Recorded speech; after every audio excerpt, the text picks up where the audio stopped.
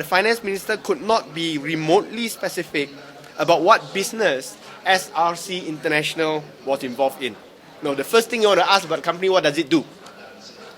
The answer that the minister gave was long-winded, convoluted, and doesn't tell you anything. I'll read the answer, the section written by the finance minister.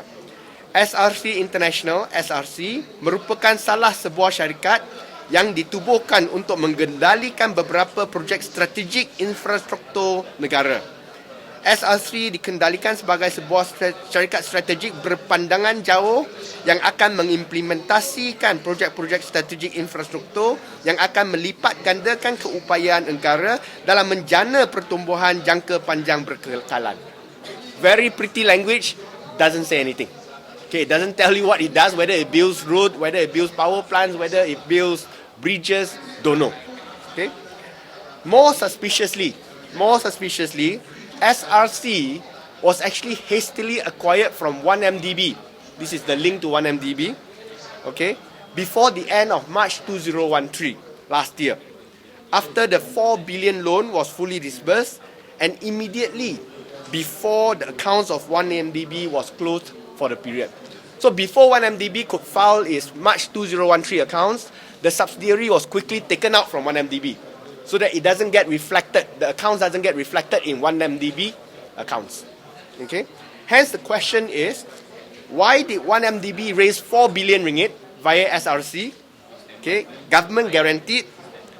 And why did MOF suddenly take over SRC so soon after the 4 billion loan is fully disbursed?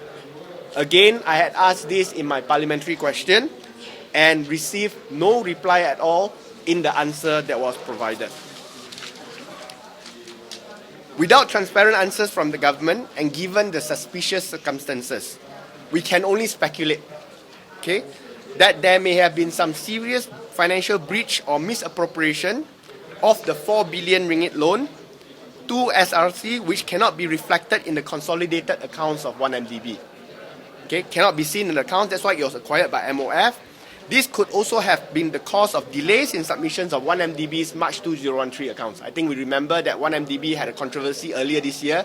They couldn't submit their accounts for 2013. They had suddenly got to change their auditors. This could be a reason why it was delayed. Okay. To resolve this conundrum, MOF acquired SRC so that problems in SRC will not be reflected in 1MDB's books. So the easy solution is to allow 1MDB's accounts to be fully reported. Doesn't look too bad.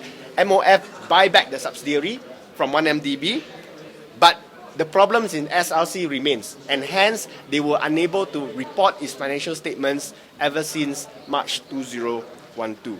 If you look at the list of directors, they are on page 3 of the SSM document.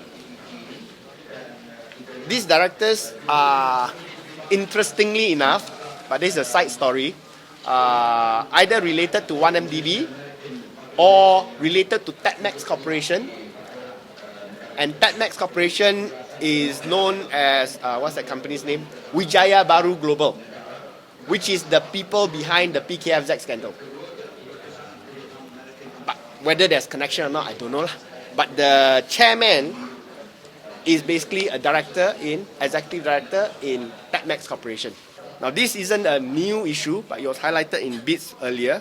Jose Barok had reported on FZ.com earlier in May this year that the March 2012 accounts showed that SRC had invested 2 billion ringgit out of the 4 billion that they loaned. They invested 2 billion in a unit trust managed by M Investment Services in Sdn Bhd, which paid dividends of less than 0.01%, and another 1.7 billion in short-term deposits. Essentially, they are paying for loans 4.65% and getting returns less than 1% over the last 2 years, or as when they were reported in the March 2012 accounts. The multi-billion ringgit question is what happened to the 4 billion ringgit since March 2012. Datuk Sri Najib Razak, who is both the finance and prime minister, as well as the chairman of 1MDB, must answer this question. The sheer lack of governance, transparency and accountability from the wholly owned government corporation chaired by the Prime Minister himself is both shocking and disgraceful. Such scandalous behaviour certainly serves as a terrible example for all other government agencies.